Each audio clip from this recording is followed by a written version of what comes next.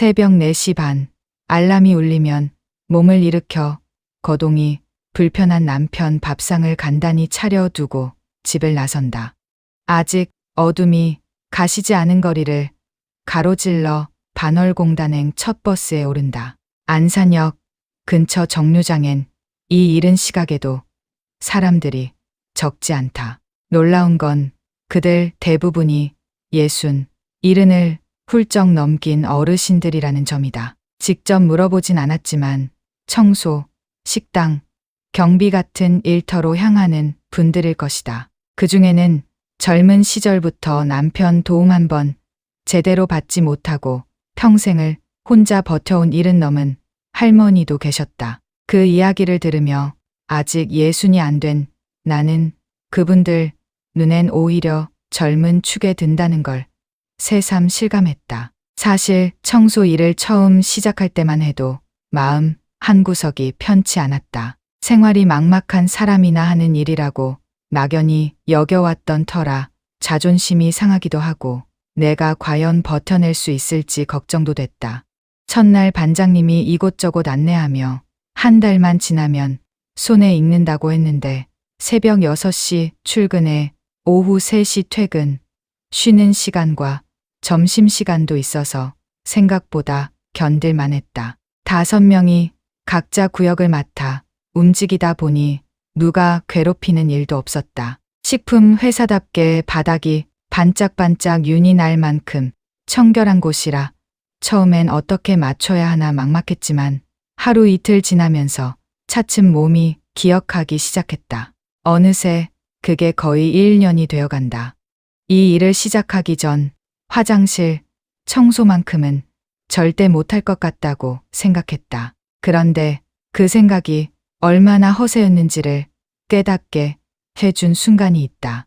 일을 시작하기 직전 우체국에 들렀다가 빨간 털모자에 빨간 앞치마, 빨간 장화 차림으로 들어서는 할머니를 봤다. 80이 넘어 보이는 그분은 아이고 허리야, 아이고 다리야 혼잣말로 푸념을 늘어놓으며 통장에서 5만 원을 찾아 나가셨다. 동네에서 폐지를 주워 모은 돈이었을 것이다. 그 뒷모습을 바라보는 순간 머릿속에서 뭔가 탁 하고 부서지는 느낌이 들었다. 5만 원이 나에게는 그리 크지 않은 돈이지만 80의 나이에 그 돈을 쥐기 위해 허리를 구부리며 거리를 다닌다면 그 무게는 전혀 다를 것이다.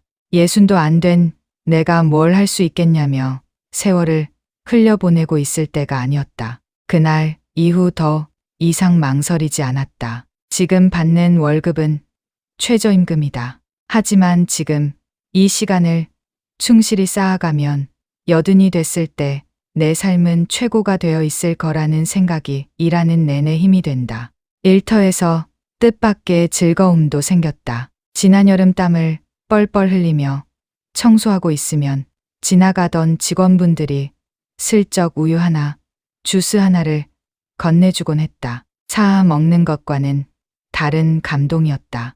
목이 탈 것 같던 더위가 그 한마디 한 캔에 씻기듯 가셨다. 가장 추웠던 날 아침 공장장님이 출근하면서 옷 따뜻하게 입고 일하세요라고 건네신 말 한마디는 영하 10도의 날씨를 봄날처럼 만들어 버렸다. 힘들고 고된 일이라는 건 사실이다. 그러나 몸을 움직일 수 있고 나를 기다리는 일터가 있다는 것이 이토록 든든하고 감사한 일인 줄 예전엔 미처 몰랐다. 이 동네 토박이로 한때는 누구네 집 딸 하면 다들 알아봤던 내가 지금은 반월공단 식품회사 청소부라고 말한다. 부끄럽지 않다. 오히려 당당하다. 어느 스님이 말씀하셨다. 무언가가 되어야 행복한 게 아니라 지금 이 순간이 바로 행복이라고. 그 말이 요즘 들어 자꾸 생각난다. 나는 지금 하루하루가 행복하다. 두 번째 사연.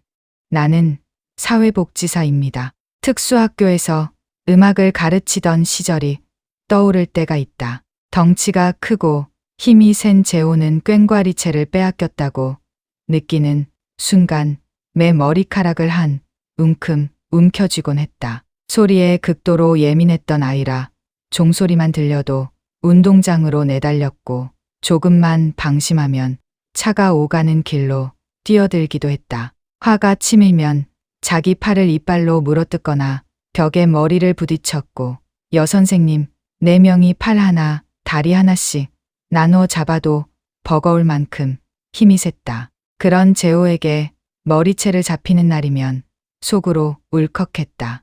날은 덥고 머리 밑이 따끔따끔한데 대체 나는 지금 무얼 하고 있는 건가? 이러려고 공부했나? 눈물이 핑 도는 날이 한두 번이 아니었다. 그러나 그렇게 10년을 함께 지내면서 나는 오히려 그 아이들에게서 삶을 배웠다. 내가 이 길에 들어선 건 남보다 많이 공부해서가 아니었다. 어느 날 문득 내가 나중에 부모가 되었을 때 혹시 장애를 가진 아이를 낳으면 어떻게 하나 하는 막연한 걱정이 머릿속을 스쳤다. 공부해서 남 주는 건 아니라는 생각도 들었다. 당시 내가 살던 시골에는 일반 아이들을 위한 교육기관은 있었지만 장애를 가진 아이들이 배울 수 있는 곳은 전혀 없었다. 그렇다면 내가 그 길을 한번 열어보자. 그렇게 시작이 됐다. 안정적으로 다니던 직장을 그만두자 집안의 반대가 심했지만 서울로 올라와 다시 대학 공부부터 시작했다. 발달 심리학과 상담을 공부하고 다양한 장애의 증상과 치료에 대해 공부했으며 사회복지 현장에서 힘들고 소외된 이들 곁에서 시간을 보냈다. 지금도 그 자리에 있다. 솔직히 해가 갈수록 조금씩 불안해지는 것도 사실이다. 나이가 드니 고집 세고 힘센 아이들을 감당하는 일이 체력적으로 버거워진다. 어떤 아이는 태어날 때부터 장애를 안고 오지만 또 어떤 아이는 양육 환경 속에서 상처가 쌓여 점점 어려운 상황으로 흘러가기도 한다. 오래 현장에 있었어도 쉬운 경우는 없고 아이들마다 처한 환경이 달라 매번 새로운 마음으로 임해야 한다. 장애 자녀를 키우는 부모님들께 꼭 드리고 싶은 말이 있다. 아픈 아이보다 더 아픈 건 그 뒤에서 버티고 있는 어머니, 아버지라는 것을 누구보다 잘 안다. 그러나 너무 무너지지 않으셨으면 한다. 부모님이 힘을 잃으시면 아이들은 어떻게 되겠나.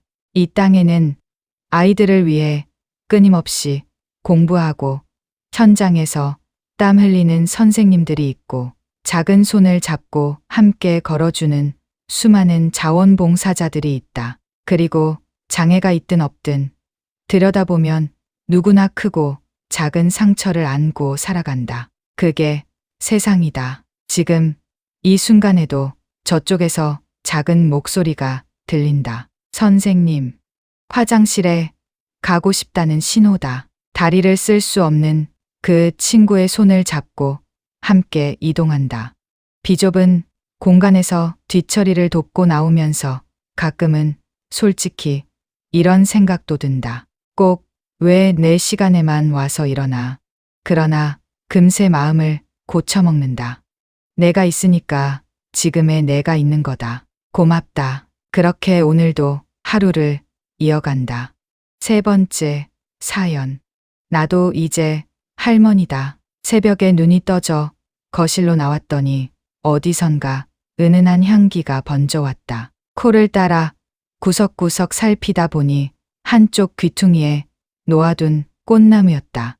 날마다 꽃봉오리가 조금씩 부풀어 오르는 것을 눈으로 따라가며 기다려왔는데 밤사이 몰래 향을 내뿜고 있었던 것이다. 한동안 그 옆에 서서 숨을 깊이 들이켰다. 얼마 전까지 세상을 하얗게 덮던 눈이 어느새 물러나고 봄이 문 앞에 와 있다. 세월이 물처럼 흐른다더니 내 몸이 그걸 증명하고 어느새 어른이 된 아이들의 얼굴이 또 한 번 그걸 실감하게 한다. 엊그제 언니에게 전화가 왔다. 구정이 얼마 남지 않았으니 차례 준비며 선물이며 바빠지겠다는 이야기였다. 초다새가 시어머님 기일이라 생선도 미리 챙겨두어야 한다. 그 말 한마디에 시어머님과 함께 살던 시절이 한꺼번에 밀려왔다. 젖소 목장을 하던 집이라 1년 365일 쉬는 날이 없었다. 비가 오든 눈이 오든 새벽 5시면 일어나 착유 준비를 했다. 굴에 저장해 둔 옥수수 사료를 경운기에 가득 실어 나르고 김이 모락모락 피어오르는 먹이를 소들 앞에 놓아주면 얼마나 맛있게 먹어 치우는지 그 장면이 지금도 눈에 선하다. 축사가 두 곳이었는데 중송아지들이 까맣고 빛나는 눈으로 반겨주던 첫 번째 축사, 아래채 외양간에서 젖을 먹으며 자라던 막내 송아지. 내 아이에게 젖을 먹이면서도 소들 몫을 먼저 챙겨야 했던 그 시절이었다. 겨울 목장은 눈이 쌓여도 착유하고 먹이 주고 청소해야 하는 일이 멈추지 않았다. 그러나 배가 불뚝한 어미 소가 송아지를 낳는 날이면 그 어떤 말로도 설명하기 어려운 장면이 펼쳐지곤 했다. 갓 태어난 송아지를 바로 송아지방으로 옮기면 어미 소는 높은 울타리를 뛰어넘어 새끼를 찾아갔다. 말 못하는 짐승에게서 오히려 희망을 얻고 감동을 받던 나날이었다. 지금도 우유 한 잔을 마실 때면 그 한 방울 한 방울이 누군가의 새벽을 담고 있다는 생각에 저절로 감사한 마음이 든다. 명절이 가까워지면 시어머님은 며칠 전부터 분주해지셨다. 대학에 다니는 도련님 둘에 시누이네 식구들까지 집 안이 손님으로 가득 찼다. 명절이 되면 목동들이 집으로 돌아가기 때문에 나는 목장을 혼자 오르내려야 했다. 어머님은 설날 아침이면 9개의 상을 차려 목장 곳곳에 올려놓는 풍습을 지키셨는데 한복을 차려입고 언덕길을 오르며 무거운 상을 들고 가는 일이 여간 힘든 게 아니었다. 땅에 내려놓고 쉬면 안 된다는 법도 있어 더 버거웠고 남편이 못마땅하게 여겨서 들킬까 봐 조마조마하며 서둘러 내려오던 기억도 있다. 젊은 날 명절은 온통 일뿐이었다. 친정 한번 다녀올 틈이 없었는데 동서가 들어오고 나서야 처음으로 두루마기를 빌려 입고 친정에 가서 아이들과 사진을 찍었다. 그날의 기쁨이 아직도 선명하다. 황토 흙에 물든 옷을 입고 풀밭과 소 사이를 뛰어다니던 아이들, 그 산촌의 시절이 그립다. 붙잡을 수 없는 세월이 어느 날 할머니라는 이름을 내밀었다. 받기 싫다고 손을 저어도 막무가내로 쥐어 주고는 훌쩍 달아나 버렸다. 어쩌겠나. 내 이름으로 찍힌 것을 남에게 줄 수도 없으니 그냥 들고 다닌다. 돈 한 푼 들이지 않은 이 명함은 두 손과 두 발, 얼굴과 목소리를 따라다니며 가까운 이들에게 빈손으로 내밀어도 웃으며 받아준다. 그것만으로도 고맙다. 시어머님이 떠나신 지 벌써 7회째다. 하늘나라에 가 있는 동안 내가 좀 고생하라고 하셨던 것 같아. 올해도 붙이고 지지고 만들며 정성껏 상을 차릴 것이다.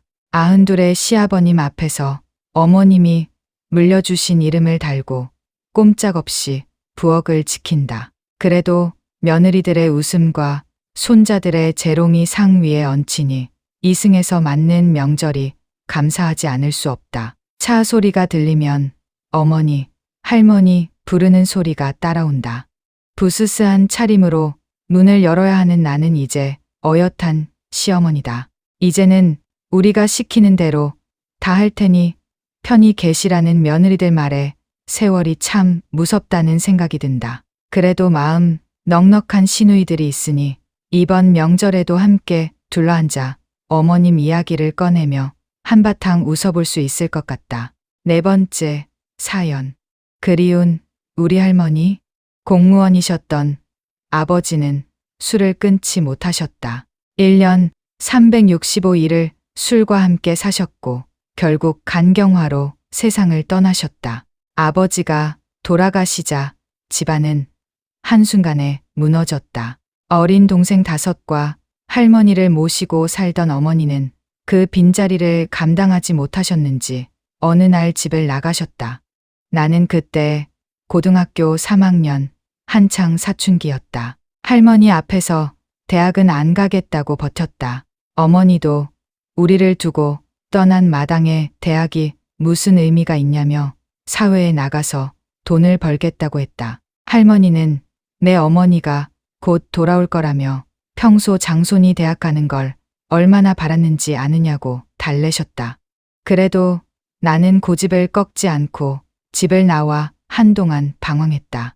그러던 어느 날 어머니에게서 편지가 왔다. 몇 달만 쉬고 돌아가겠다는 내용이었다. 껍데기뿐이었던 아버지라도 마음속으로 의지하며 살았는데 그마저 없는 세상에서 살아갈 일이 너무 두렵다고.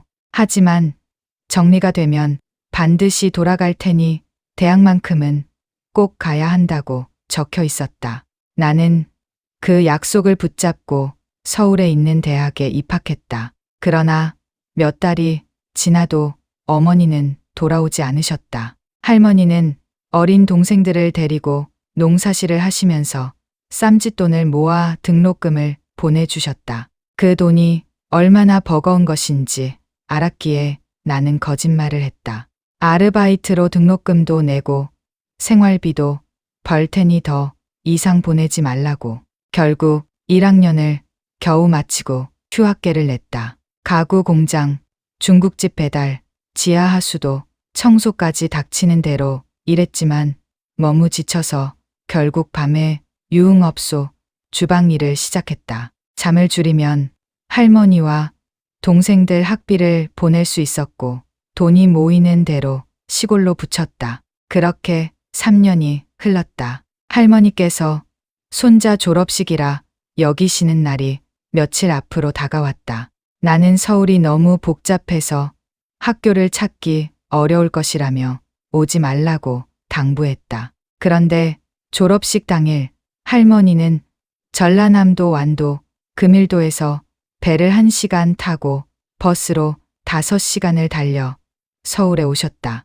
고등학생이던 둘째 동생과 함께 꽃다발까지 준비하시고 지팡이를 짚은 채 손자가 다닌다는 대학 교문 앞에 서신 것이다. 나를 찾지 못하신 할머니는 학교 측의 도움으로 학적을 확인하셨고 손자가 1년만 다니고 휴학했다는 사실을 그제야 아셨다.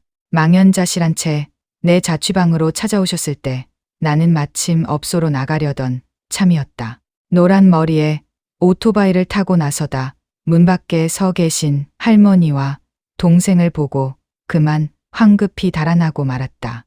새벽이 되어 일을 마치고 자취방에 돌아왔더니 할머니께서 두꺼운 담요를 두르고 고개를 숙인 채 그 자리에 그대로 계셨다. 밤을 꼬박 새우신 것이었다. 몸이 꽁꽁 얼어 있었고 해가 채는 진물이 흘렀다. 할머니를 번쩍 안고 응급실로 뛰었다. 동상으로 상한 발가락을 보는 순간 눈물이 멈추지 않았다. 며칠 뒤 할머니는 손을 꼭 잡으시며 말씀하셨다. 손자가 들어오지 않는데 따뜻한 방에서 혼자 잘 수 있겠냐고. 이게 다 제 죄라고. 아버지를 잘못 키운 탓에 순한 며느리도 집을 나갔으니 이 할머니를 용서하라고 하셨다. 집 나간 어머니를 원망할 만도 하건만 할머니는 단 한 번도 어머니에게 험한 말을 하지 않으셨다. 그렇게 어린 동생 5을 혼자 키워내셨다. 아낌없이 주는 나무처럼 깊이 뿌리 내린 분이 우리 할머니였다. 그 사실을 그날에야 온몸으로 깨달았다. 마음을 다잡고 곡학해 마침내 졸업장을 받았다. 하지만 할머니는 장손이 진짜 졸업하는 날을 끝내 보지 못하시고 아버지 곁으로 가셨다. 졸업 시즌이 되면 그날 기억이 어김없이 떠오른다. 먼 길을 마다 않고 꽃다발을 들고 오셨던 할머니. 동생들과 함께 찍은 졸업사진 속 웃음 뒤에는 저마다 할머니의 그림자가 담겨 있다. 하늘나라에 계신 할머니가 요즘처럼 봄이 오는 계절이면 더욱 사무치게 그립다.